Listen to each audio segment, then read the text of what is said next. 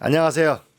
끝내주는 경제 끝내주게 풀어줍니다. 명지대학 석좌 교수 이광재입니다.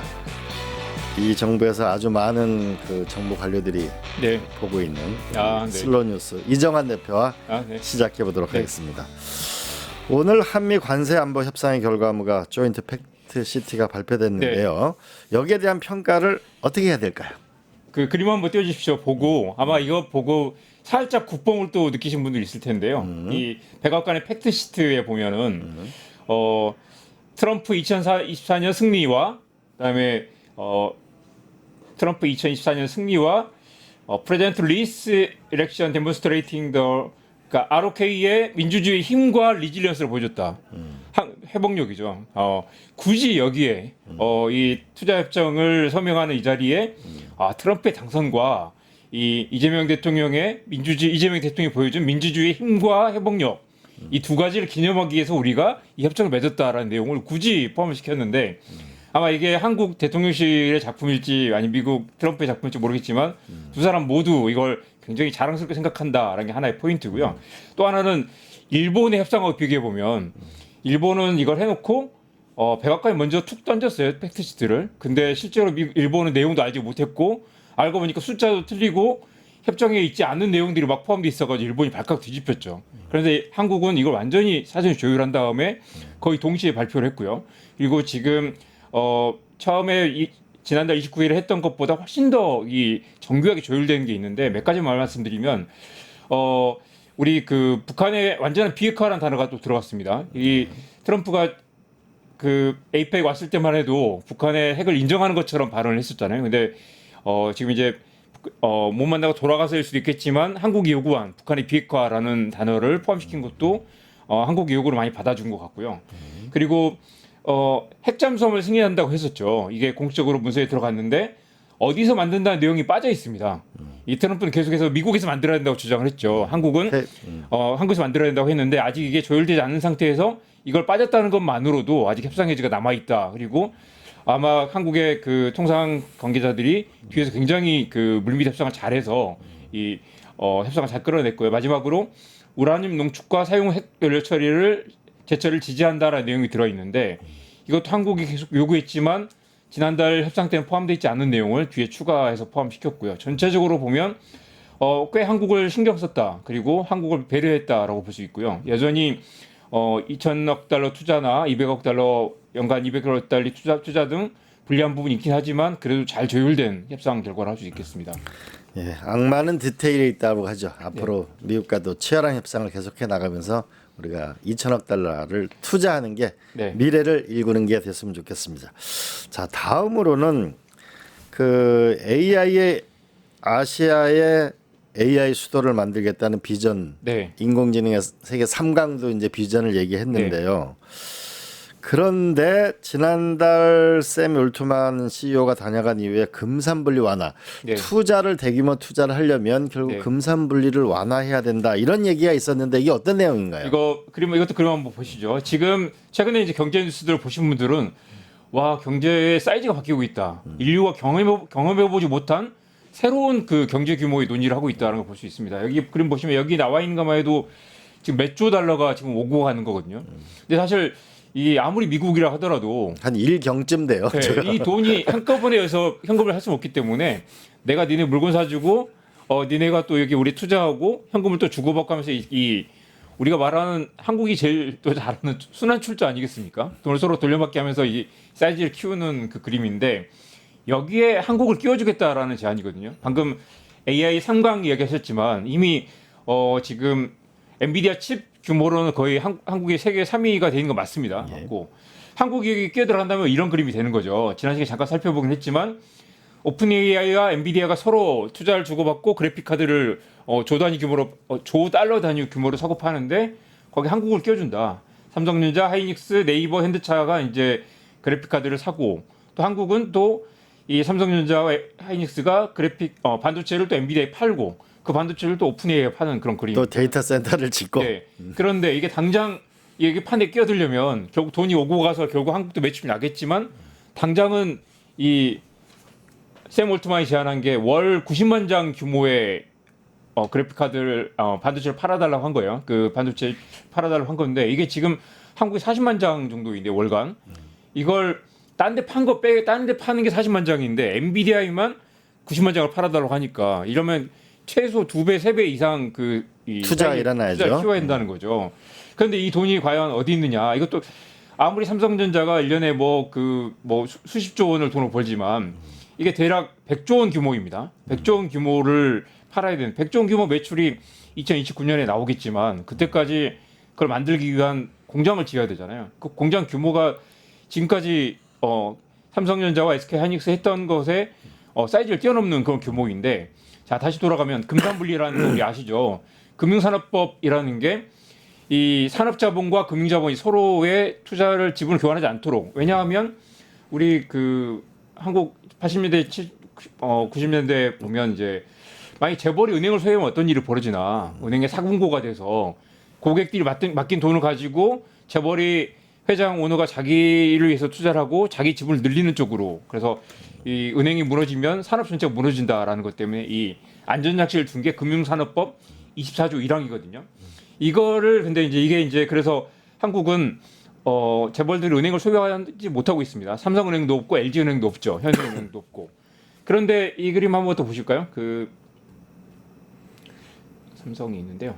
이 그림 보시면 이제 삼성은 지금 이제 많이 보셨던 그림일 거예요. 중간에 보면 이재용 회장이 삼성물산을 지배하고 있고 삼성물산이 삼성전자 지분을 5% 가지고 있죠. 그러니까 실제로 이재용 회장이 직접 가지고 있는 삼성전자 지분은 0.7밖에 안 됩니다. 그리고 대신 또 중간에 보면 삼성생명이 최대 주주잖아요. 8.5%를 가지고 있는데 이 돈은 삼성생명 보험 가입자들의 돈이잖아요. 정확히 삼성생명이 소유한 게 아니라 삼성생명 보험 계약자들이 소유하는 거라서 지금 한국이 엄격하게 금산분리를 도입을 하면 삼성생명의 삼성전자 지분도 팔아야 됩니다. 그렇게 되면 이재용 회장이나 이 삼성그룹의 지배구조 다 무너질 수도 있죠. 최악의 경우 삼성전자가 이 투기적 사모펀드에 들어가면 이재용 회장이 쫓겨날 수 있다. 삼성전자 본사를 해외로 옮길 수도 있다라는 음모론 또는 그런 우려가 있었죠. 이게 이제 한국 재벌의 가장 아킬레스건인데 SK 한번 볼까요? SK는 금융회사가 없습니다. 말 그대로 이제 SK 스퀘어를 통해서 지주회사 손자회사를 통해서 SK 하이닉스를 지배하고 있는 구조인데 각각 하이닉스가 450조 원 정도 되고요. 삼성전자가 이미 670조 원 정도 되는데 지금 이제 이 두 기업이 갖고 있는 또 현금이 또 있을 거 아니겠어요? 이 현금이 삼성전자는 지금 한 100조 원 정도 현금이 있습니다. 꽤 많이 있긴 하지만 이것도 아주 많지는 않고요. 그리고 이 돈이 이번에 취재를 해보니까 100조 원 중에 90조 원은 외국에 있고요. 해외에서 번 돈은 거기 남겨두고 가져오지 않아요. 한일 문제 등 때문에. 한국에 있는 돈은 10조 원밖에 되지 않습니다. 그리고 해외에 있는 돈은 해외에서 또 투자를 해야 되기 때문에 거기 남겨둔 게 맞죠. 하이닉스는 지금 갖고 있는 돈이 17조 원밖에 안 됩니다. 그런데 17조 원. 네. 그런데 이거 공장을 한번 지으면 삼성전자 올해 공장 짓는데 쓴 돈이 50조 원이거든요. 그러니까 100조 원 있어도 50조 원을 쓰면 들어와야 되거나 아니면 현금이 아슬아슬한 상황이고 SK도 설비 투자 올해 30조 원을 했는데 내년에 50조 원을 해야 되는 상황입니다. 그러면 이제 지금 갖고 있는 돈으로는 안 되거나 SK도 작년에 이제 그 계열사에 돈을 좀 빌려다 썼어요. 삼성전자도 삼성 디스플레이에서 20조 원을 빌렸었습니다. 그만큼 이제 이 거대 기업, 한국의 가장 최대 큰 규모 기업이고 수십조 원 이익을 내는 기업이지만 현금은 없다. 이 정도 사이즈는 지금 사이즈가 워낙 크니까 이 정도 사이즈는 없다. 그래서 자 그렇다면 자 금산분리는 이 원칙인데 일종의 네네. 그러나 이제 앞으로 AI 시대는 대규모 어마어마한 몇백 조씩을 투자해야 네네. 되는데 그럼 방법을 찾아야 되는데 네. 가지고 있는 돈은 적고 그러면 네. 뭔가 소프트뱅크의 모델을 검토할 필요가 있다 이런 얘기가 있는데 이 얘기 무슨 얘기입니까? 예, 소프트뱅크 그림 한번 보시죠. 소프트뱅크는 사실 이게 아시겠지만 우리 같으면 LG텔레콤 같은 LG U+플러스 같은 3대 통신사입니다. 통신사인데 아시겠지만 또 소프트뱅크는 투자회사잖아요. 그러니까 산업자본과 금융자본이 뒤섞여 있는 놀랍게도 일본에는 금산분리가 없습니다. 게이단네이라고 하잖아요. 경제단체 그 한국의 재벌 비슷한 조직인데 다 은행을 끼고 사업을 해왔죠. 근데 한국은 이제 우리 재벌 개혁 이슈가 있으면서 이제 금산분리 엄격하게 했는데 지금 올해 8월 기준으로 소프트뱅크 자산을 보세요. 27조 엔이니까 우리 돈으로 300조 원 정도 되죠. 300조 이 정도의 자산을 키웠는데 이게 결국 다 여기에 그 세계 최대의 이 IT 기업들이 다 지금 투자 회사로 들어가 있습니다. 우리도 이제 소프트뱅크처럼 하려면 이 규제를 풀어야 된다. 우리가 삼성은행이나 LG은행은 SK은행 아니더라도 적어도 투자 회사를 좀 자회사로 데리고 있을 수 있게 해줘라라는 게 이제 최근에 샘 올트만이 다녀간 뒤에 김용범 대통령실 정책실장 이런 거 한번 검토해 보겠다라고 했는데요. 이것도 사실 한국 경제의 패러다임 아니면 재벌 규제 이슈를 완전히 규제 철학을 완전히 바꾸는 논의라서 여전히 좀 논란의 여지가 있습니다. 그럼 이제 AI 시대를 선도하려면 대규모 투자가 불가피하고 네. 대규모 투자를 하는 주체는 결국은 주로 이제 상대적으로 돈이 적은 SK 같은 데가 지금 중점적으로 필요할 텐데 물어봤더니 네? 삼성은 사실 금산분리 안 해줘도 됩니다라고 얘기를 하더라고요. 왜냐하면 자기들은 돈이 있고 굳이 이걸 풀어서 뭐 이렇게 비난을 받고 싶지 않은데 삼성 고위 관계자가 SK는 필요할걸요라고 말하더라고요. 실제로 지금 김용모 실장 말한 것도 삼성보다는 SK를 그렇죠. 도와주기 위한 그런. 자 그러면 우리가 지난번에 CVC를 한번 풀어줬는데 이번에 이걸 좀 대규모로 풀어주려면 적어도 AI 관련된 반도체나 이런 회사의 금산분리 완화 특별법이 필요한가요? 어떤가요? 그렇습니다. 특별법이 필요하고요. 지금 이제 CVC 아까 이제 투자 회사가 지금 100% 자회사로만 될 수 있는데 이걸 이제 좀 더 낮춰서 더 풀어달라. 그리고 이제 외부 자금 조달 비율도 지금 이제 그러니까 삼성이나 CVC를 만들면 자체 자금으로만 조달할 수 있는데 외부 자금을 상당 부분 조달을 해서 좀 레버리지를 일으킬 수 있게 해달라. 그 말은 뭐냐면 삼성 이재용 회장과 최태원 회장의 지분을 사실은 크게 훼손하지 않으면서 외부에서 자금을 레버리지 일으켜가지고 투자를 하고 지분 투자가 아니라 실제로 그 돈을 다시 이걸 돌려주는 방식으로 그렇게 투자할 수 있게 해달라라는 건데 말씀하신 대로 이 특별법을 만들어야 되죠. 그런데 이제 특히 이제 참여연대나 이 진보 진영에서는 이게 이제 재벌의 지배력을 좀 강화시키는 게 될 수 있다라는 거고 또 최근에 이제 이게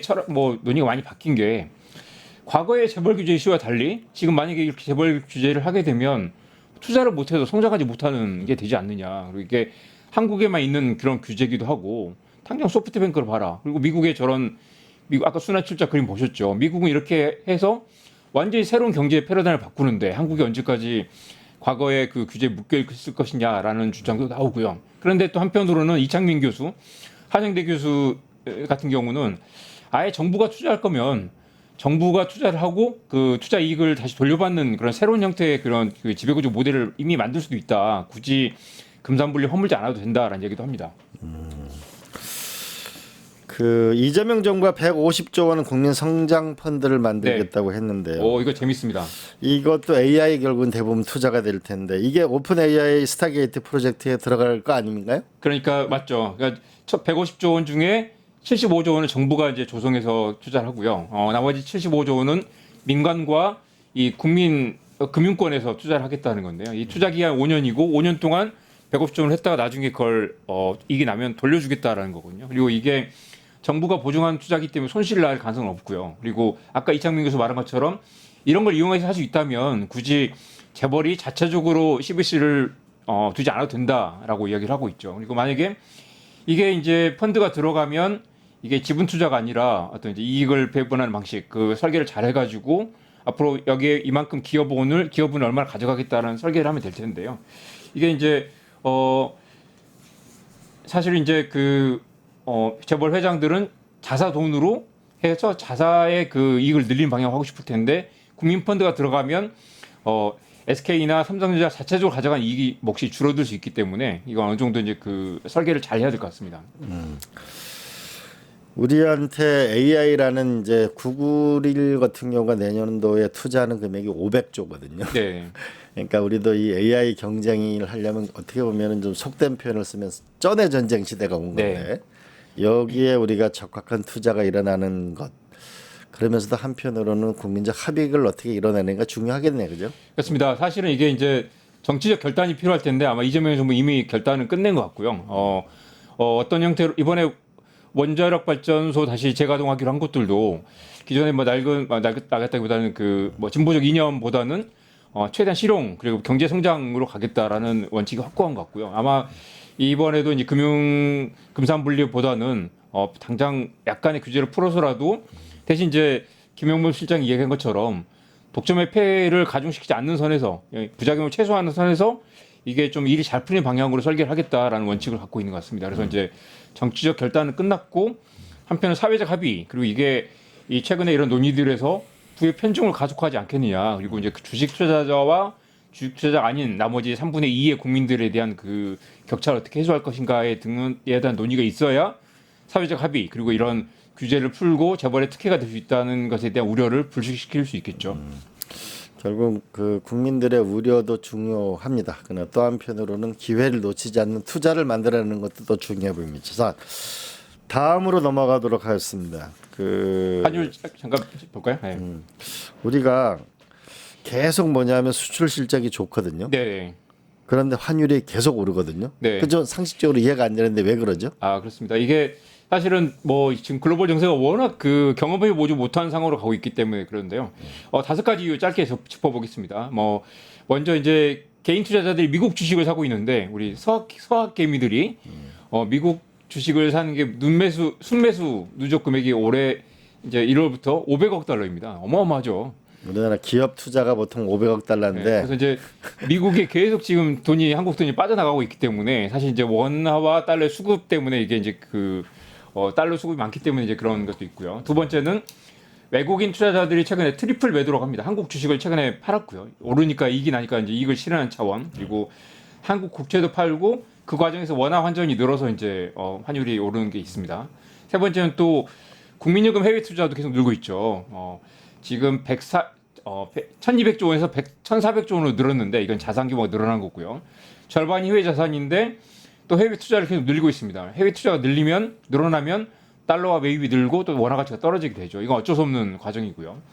또 애초에 달러 가치가 최근에 강달러라고 하죠. 달러 가치가 높습니다. 그래서 미국 기준금리가 지금 3.75에서 4.0인데 한국은 2.59밖에 안 되고요. 그리고 한국이 이제 또 금리를 낮추느니 마느니 하고 있는 상황이라서 세계적으로 지금 미국의 달러의 돈값이 비싼 상황입니다. 마지막으로 아까 처음에 말씀하신 것처럼 지금 미국 투자 협정도 하고 있고 마스가도 있고 마누가도 있고요. 한국 기업들이 미국 투자를 계속 늘리고 있기 때문에 한국 돈이 지금 미국으로 빠져나가고 있는 상황이라서 환율이 지금 1,470을 넘어서고 있고 1,500을 찍느냐 마느냐 그런 상황입니다. 그래서 이런 여러 가지 조건들을 보면 이제 수급적인 요인들, 한국 경제가 질적으로 떨어져서가 아니라 이제 기본적으로 미국 중심으로 돈이 몰리는 상황에서 그런 측면이 있고요. 서학개미들이 계속 지금 주식을 사고 있고 지금 세계적으로 지금 미국의 IT, AI 성장 추세 덕분에 지금 계속 돈이 빠져나가고 들어오지 않는 그런 추세적 요인. 근본적으로는 이게 한국 경제의 경쟁력 강화 그리고 투자 환경 개선 그리고 아마 저희가 계속 몇 번 말씀드렸지만 12월에 MSCI 모건 스탠리 선진국 지수에 한국 주식이 편입이 되면 이게 지금 최근 20년 동안 겪어보지 못한 초대형 증시 이벤트가 될 텐데 한국 주식들이 대거 이제 선진국 지수 편입이 되고 외국 투자자들이 다시 돌아오는 계기가 되면 그때 좀 환율이 안정되지 않을까라는 전망도 나옵니다. 네. 미국으로 투자가 일어나는 것도 중요하지만 또 한편으로 한국에 투자가 일어나야 일자리가 생긴다는 점도 함께 명심하면서 오늘 여기까지 하도록 하겠습니다. 네. 예, 고맙습니다. 네. 유튜브 구독하고 실시간 채팅과 댓글을 남기시면 매일매일 7,000TTCO를 드립니다.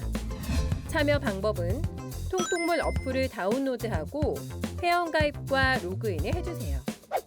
마이페이지에서 나의 회원 고유 번호를 복사해주세요. 유튜브 구독 후 실시간 채팅이나 댓글창에 고유 번호를 한 번만 입력하면 준비 끝! 지금 유튜브 채팅과 댓글 쓰기 참여하고 7,000TTCO 받아가세요.